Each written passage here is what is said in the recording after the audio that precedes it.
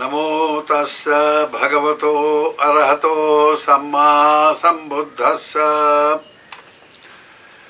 Last week we started a new series entitled A Series on Action, because that ultimately is the essence of life. Life boils down to action. We put a question last time. What exactly is the nature of life?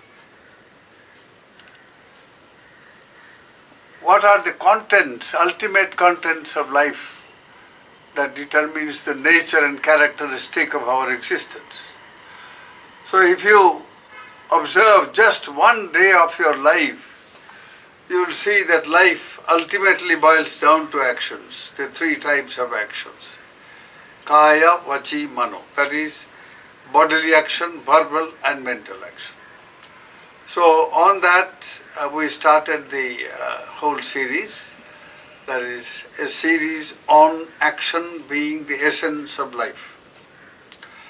So today we will continue with this series by quoting a sutta from the Anguttara Nikaya, where Buddha very clearly mentions what exactly is meant by action. So now, here is a translation of the sutta. I will read the sutta a little bit, which I am sure many of you will understand.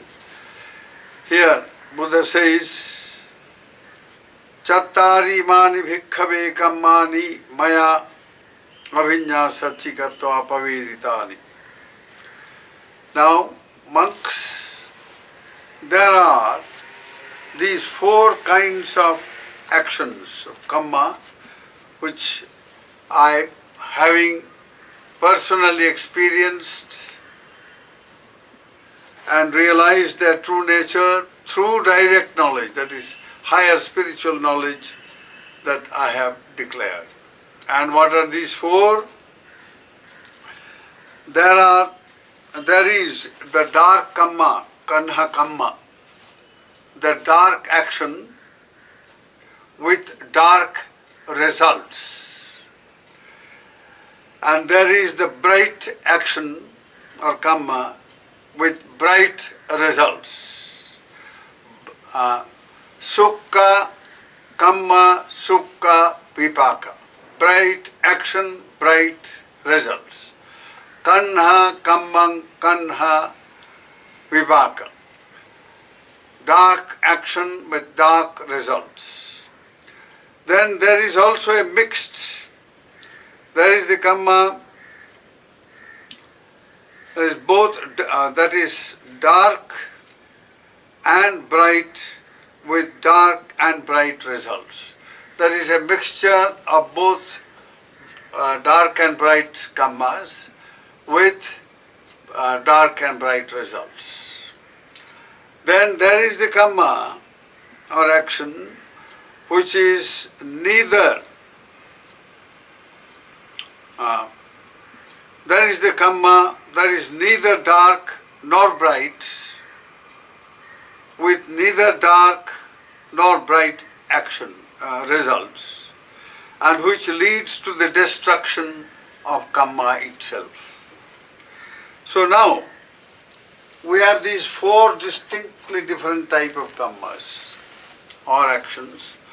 One is called the dark or the kanha, Krishna karma, Shukla karma. The dark, that is to say the evil, unwholesome action producing painful and unwholesome results in a particular dimension of existence. It may be here and now, or it may be hereafter. So there are the four types of actions, therefore, producing four types of results. Where do they produce the results? Obviously in a certain plane of existence. It may be here in this very existence, or it may be in the next life in a different world. So the action actions, the four type of actions that the Buddha mentions here, these are, they are ultimately, actions are, ultimately they boil down to bodily, verbal and mental actions. And they are performed here and now in this world, and the results are also therefore experienced in this very world, or in the next world, or in some other plane of existence. So these actions are Kanha, Krishna, or dark. Not because somebody has said so, somebody has determined it so, but because of the very nature of the action. An action is dark or evil because it is rooted in evil motivations, evil roots. Now the word root is very much connected with the plant life, you see, trees and so on. So all forms of life, whether it's a plant life, or human life, animal life, or even the higher, there are certain resemblances. They have got same type of characteristics. So an action is evil or bad because it is rooted in evil motivations. Just as a tree, now the analogy of tree, for instance, last time we mentioned that, the tree stands firm on the ground and is able to face any danger, let us say fierce wind or a hurricane, the tree remains firm. Because of the root. The higher the tree goes up, the deeper the root it suits. So now the root system, the deeper it goes, the higher the tree also goes up. So there is a relationship between the trees, you see, above surface, above the earth, above the ground, and below the ground. So these roots, as deeper they go, the higher the tree goes. So now it's only an analogy, it's an illustration. So now, if these motivations that force a person to commit a certain dark karma or evil action, or motivations that, you see, makes a person to perform a good action, a bright action with bright result. And then a combination of both or neither. These are the four types. So now it is the root, the motivation that determines a karma action to be either good or bad, evil. So it is not by any other external agency, some God, supernatural being, some guru, some religion, or some system which human beings have created, some rules and laws and all that sort of thing, whether it's a religious rule or conduct or secular rule of conduct. None of these determine the nature of action. The sum and substance of the fact is this. So now it is the unwholesome nature of the root, of the motivation. What are those roots that make a karma evil or good? Now, any action which is motivated by greed, by desire, by craving, by wanting, by longing, that is an evil and dark action. Any any action which is motivated by hatred. You see, hate, jealousy, and such factors, or enmity, or prejudice. These are the factors that make a karma or an action evil or dark. And the opposite of it, any action which is motivated by love, by goodwill, by loving kindness, metta, or by compassion, wishing the happiness of others, wishing that the others be free from suffering. Now these are the motivations that make a karma bright and good, and a combination or neither. Now in the sutta it is said bright and dark. Now these results, the karma actions bear the results obviously in a plane of existence. Either it's human plane, or the animal plane, or the ghost and the such planes, spiritas, or in the the world of the demoniac beings, asura loka, or the hellish world where unmitigated suffering,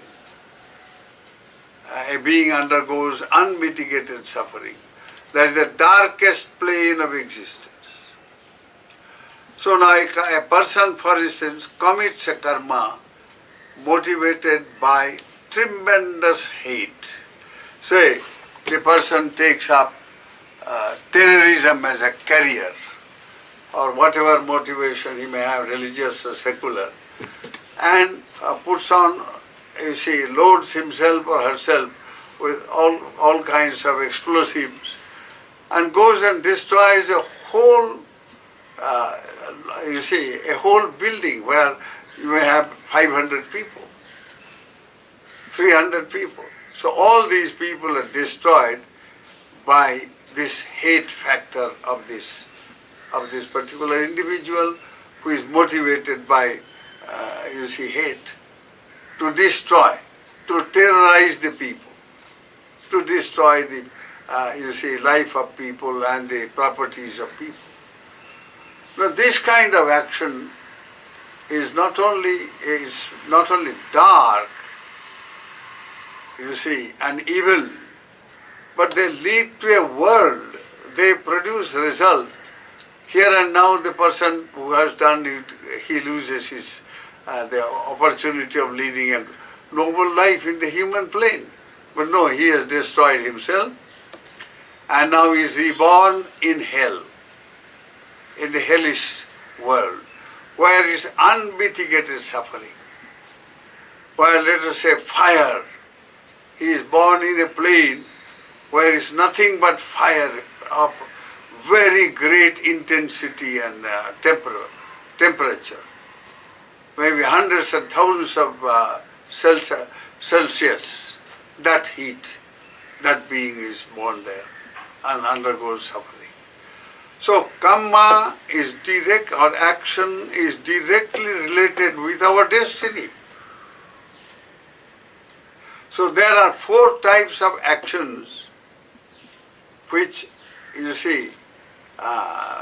inflict, or rather a being is afflicted by these 4 types of actions, or unafflicted.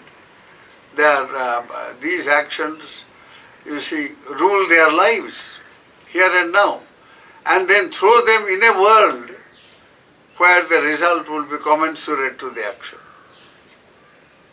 So there are 4 types of worlds also, in other words. If you have 4 types of actions, and their results of the actions are similar, then you will have to, naturally you have states of existence which are correlative, which are also 4 kinds. So there are planes of existence of immense suffering, dark, miserable, filled with suffering. That is known as the apaya loka. The 4 types of apayas, where a person only undergoes suffering.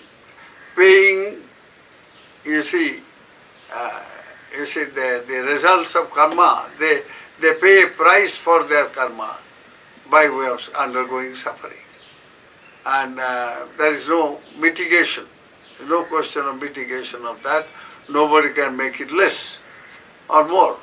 They have to undergo that in those planes of existence. Imagine the life of a dog. However, now there are, these fancy people, having lots of money, lots of power and their high position and whatnot. So they have these dogs. And the dogs are given fancy names. And given such wonderful, food which human beings cannot afford. So very luxuriously they are brought up along with their masters. Now these dogs, though enjoying so-called luxury of human plane, but what about their lives? What about the mind? What kind of existence they have? You see, the President of the United States has a dog, and that fellow is famous. He has all kinds of luxuries, but has he any control over his mind? Has he any control over his whatever he wants to do or think or say? No. He is an instinctive being. This dog is motivated entirely by instinct, not by,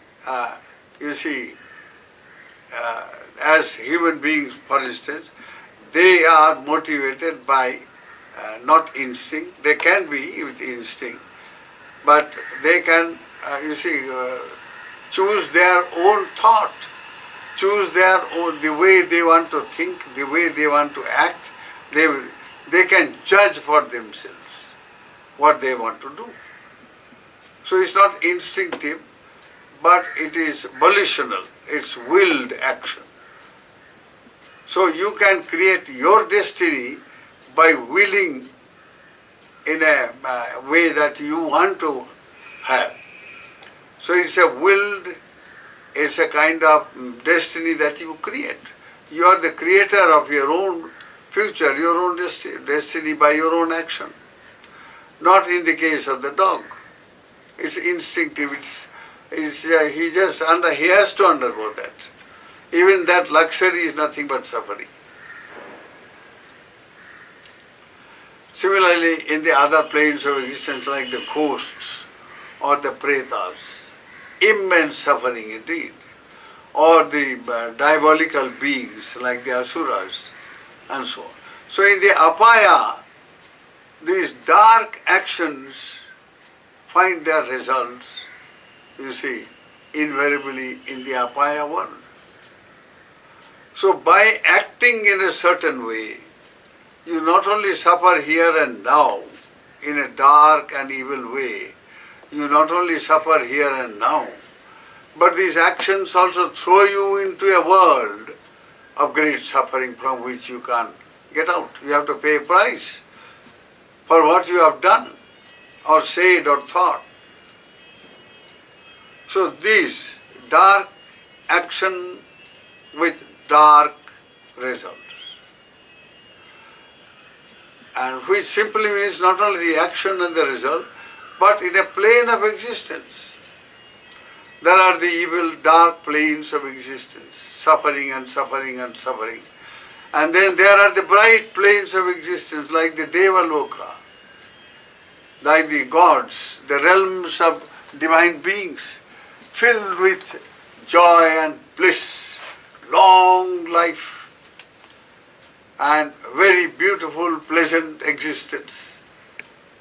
They don't know what suffering is, what affliction is. Theirs is a world of great happiness, joy. But even this world comes to an end. Because action, by its very nature, has a beginning and an end. So when the action itself is impermanent by nature, its result also is bound to be of the same type, namely impermanent. So in one way the bright existence, the Divya Loka, Divya means bright, and you see, luminous world, bright world. The Devas, the divine beings are bright, they are radiant, their bodies are like light, they illuminate wherever they go. So these beings, not only they look bright, but their inner life also is very happy and pleasant. Very bright existence and bright result. They enjoy in that plane. Then there are others who have committed both dark as well as bright actions like human beings. That is why you see in the human world, we have people who enjoy such misery, my goodness. They suffer from misery like the miseries of hellish beings, here and now. And human beings who suffer like you see, lives of pretas, ghosts and all that miserable existence. Buddha in one sutta said, there are human beings who are nothing but animals. They undergo the animal existence here and now as human beings. They suffer the sufferings of animal existence or the sufferings of ghostly. There are human beings who are like pretas. They suffer like the preta beings. There are human beings who are like, you see, the demoniac beings. Very cruel, heartless, great suffering indeed. And all the time, power, power, power, struggle for power. You can see that among politicians. You can see these people who consciously, deliberately, run these terrorist and other movements. How cruel they are. So, this type of here and now you can see human beings who are like devils. Their existence is demoniac existence. Then there are also human beings who live like the gods, like the divine beings. They are filled with love and compassion, filled with generosity and loving kindness. They not only have, they enjoy these benefits here and now in the human world. They never suffer from any want. They never suffer from the sufferings that lower beings undergo. See, so here, in this plane of existence, you see, the beings enjoy both